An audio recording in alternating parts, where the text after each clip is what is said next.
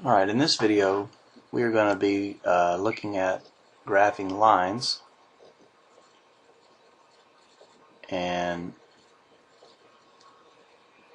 we're looking at two lines that are being graphed, and I'll just draw a little example here. So we have a line here, and maybe we have another line that does something like this. Alright, so what we're interested in is the intersection, looking at the intersection. Let me see if I can type that so you can read it.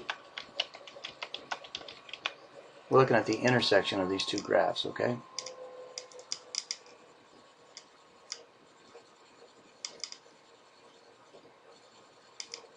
Alright, so we're going to use the calculator to help us with this one. And we're basically going to, match up the graph with one of these answer choices, F, G, H, or J. Alright. Well, if you remember from class, when every time we have an equation like this and we're trying to get it into a line, if we're trying to get it into the form of a line, we have to solve it y equals, like maybe 2/3 x minus 7 or something like that, right? And then we can graph it. Well, I just want to review you on this. What I like to do, I'll go ahead and label these graphs here, the equations. We have equation number 1, which we'll do in red, and then we'll do equation number 2 in blue. And what we're going to do is we're going to put it in the calculator in a special way.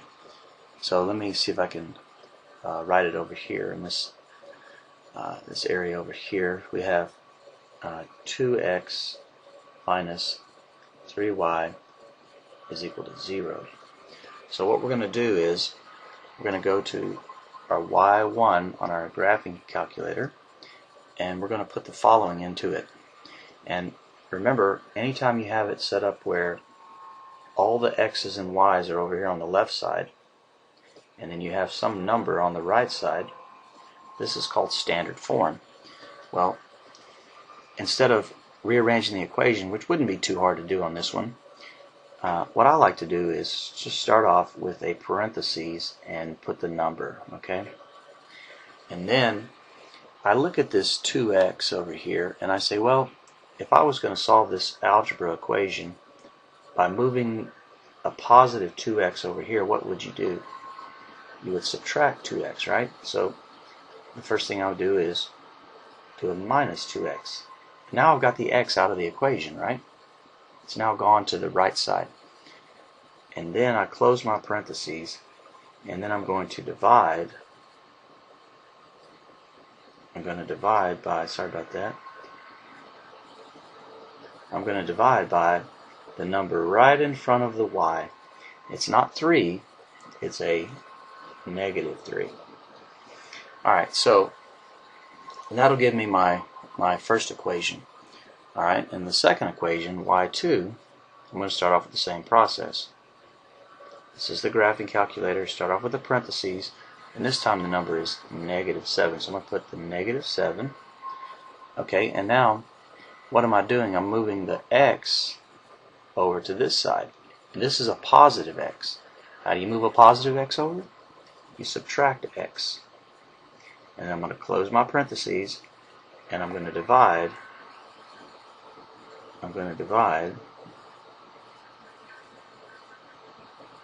By not, this time the number in front of the y is a positive 2, so I'm going to divide by 2. And then I'm going to just look at the graph. Of course, I'm going to do my zoom 6, because all these graphs are a standard window of 10 high, 10 wide, 10 to the negative, and 10 over here is negative down, okay? So here we are. Let's get the calculator up, and let's see if we could get it in there. And then we'll just match up our graph according to what we have. So let's see if I can move this out of the way so we can type in our equations. And move it over just right there will be fine. Okay, so clear out what you had from before. Start off with the parentheses. We're doing the first equation, and we have a 0. Subtract 2x.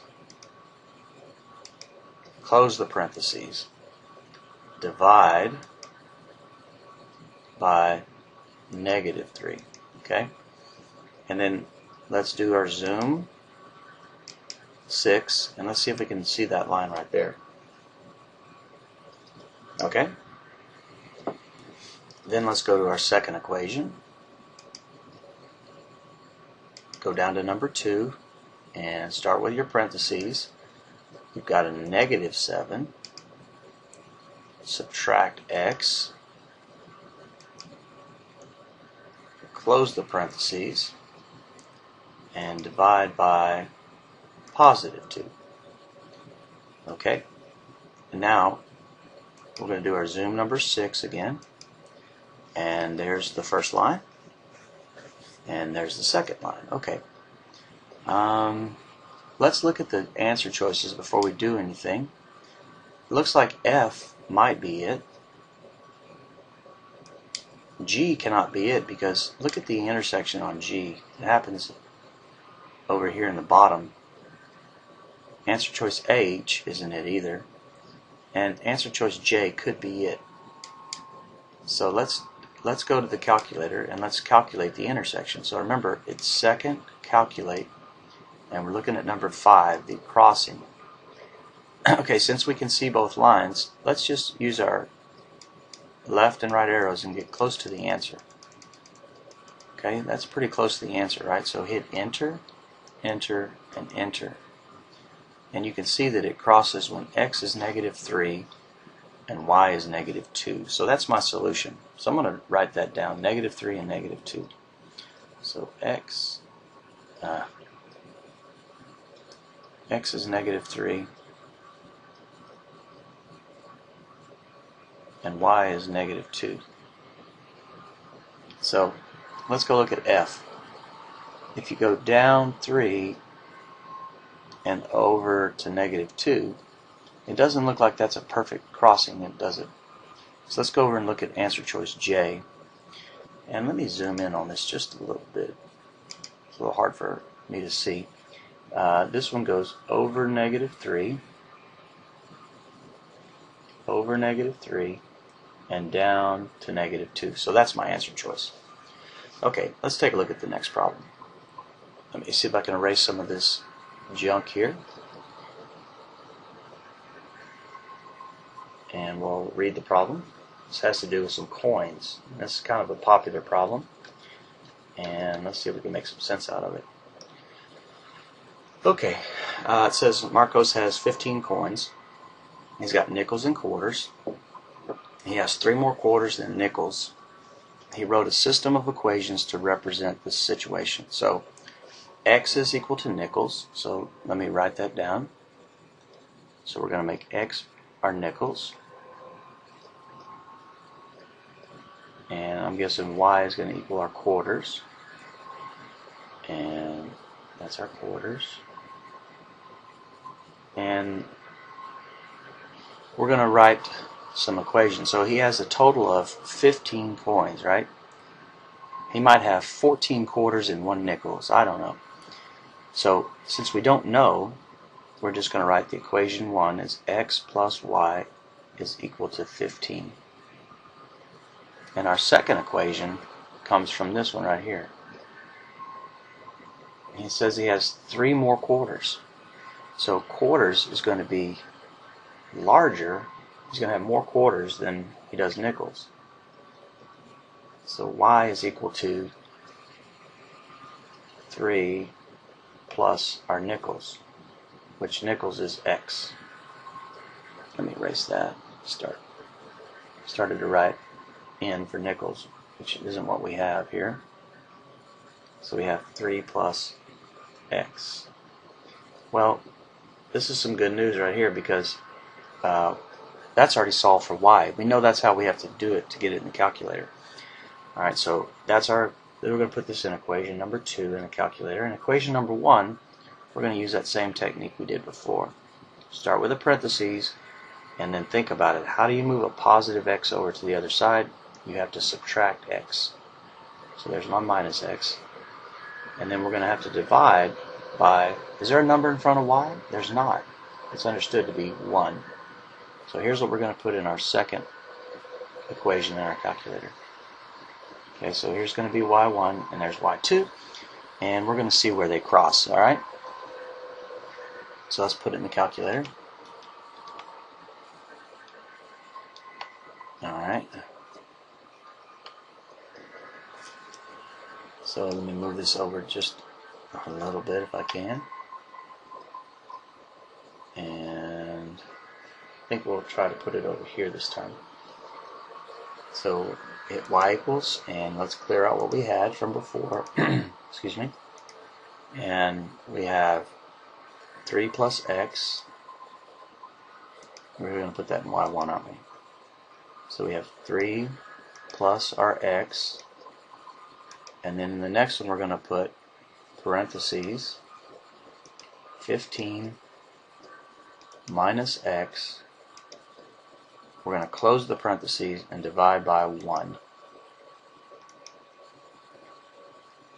Always hitting zoom 6 to see if we can see the answer. And there's one line. And there's the other line way up there at the top. That's where they cross, right there. So let me write something here before we find the answer here. Remember, there's your x's and there's your y's, right? And there's a comma in between. So we're going to use the trace button, and the trace button allows you to type in the x value,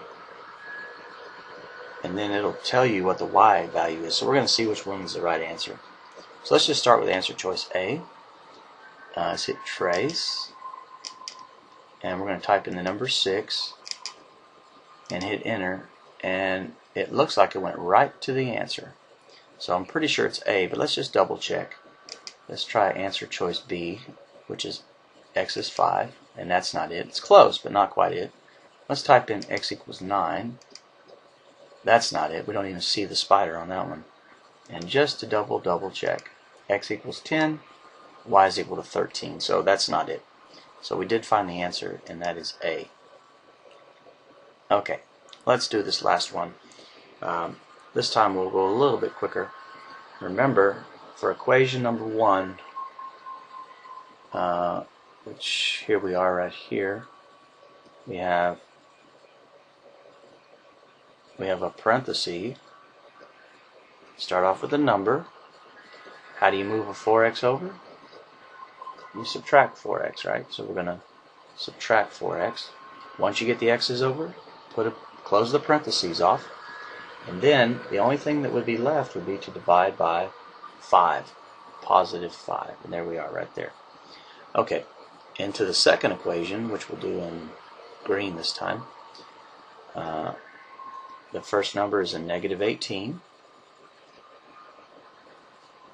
So we start with the parentheses.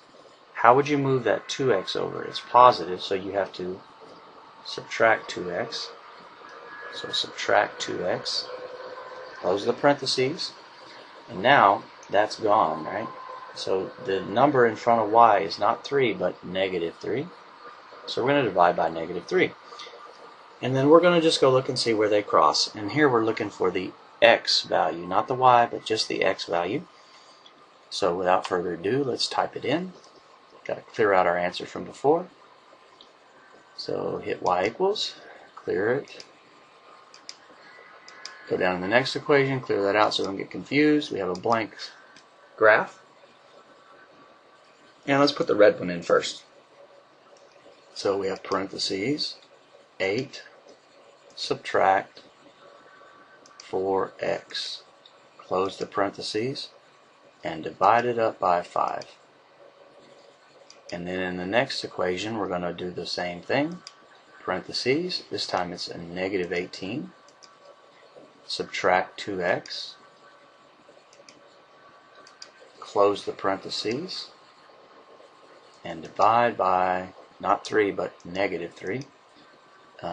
Zoom number 6 That's what we always do, zoom 6. And there's one line, and the second line is over here.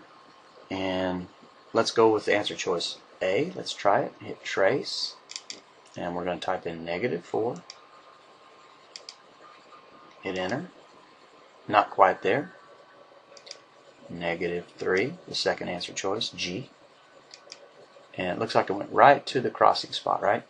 Well, just to review you one last time, hit second, calc, whoops, second and calc, and we're looking for the intersection, number 5. Hit enter, and hit enter 3 times, and it'll take you right to the intersection.